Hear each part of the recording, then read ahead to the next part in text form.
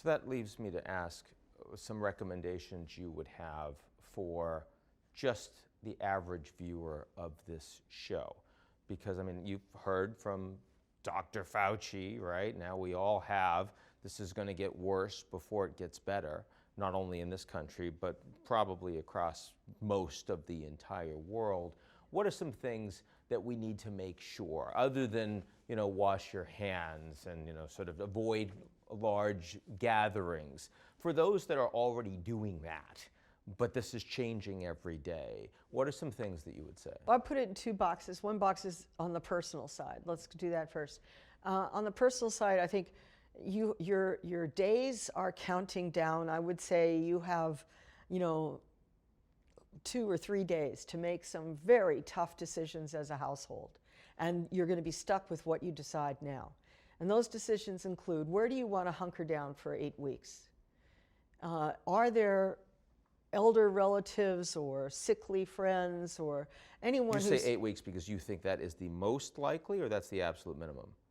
Oh, I think you have to have that framework in mind. 8 weeks is long enough of a framework that you realize this is a major disruption of my life. I understand. Right? I know of people who abandoned business trips and hastened their way back to their home cities in the United States, realizing this. Some are abandoning the cities and going out to country homes. Some are making the reverse decision. Point is, you have to decide now, because in a matter of days, airports will be shut down, trains will be shut down. They will start shutting down highways. You will find it difficult to get gasoline, and you will be stuck wherever you have placed yourself. I would say, if you haven't made a choice by Friday and decided, I'm ready and I've got what I need, medicines and something to keep the kids occupied and so on, then you're going to be in an unfortunate situation. You won't have a lot of options to move around. On the larger level, what I think we need to really consider now is how volunteer workforce can be utilized. Very few communities in the United States really have any clue how to do this. It's so long since the World War II generation where this was just automatic. Everybody was part of the United Way or the Red Cross or their local charitable organization. They had a community chest and a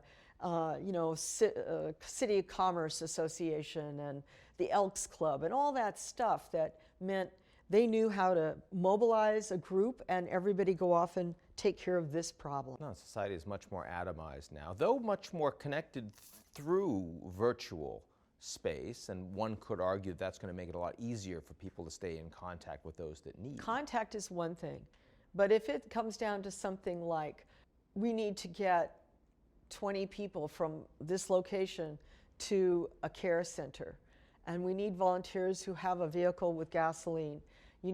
Somebody has to be in charge, somebody is telling you how to do it, what's safe, what's not safe.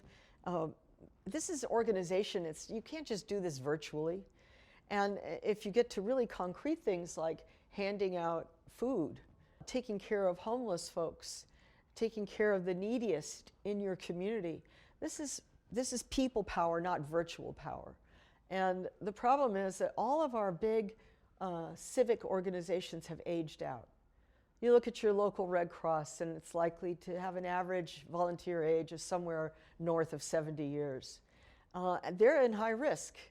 They really shouldn't be the ones that are out there making sure that everybody has bottled water if something happens to our water supply, because we have sick outs amongst our water employees or water department employees. You can go through a whole list of scenarios of things that are likely to start falling apart that we just assume somehow, without thinking about it, someone else is taking care of.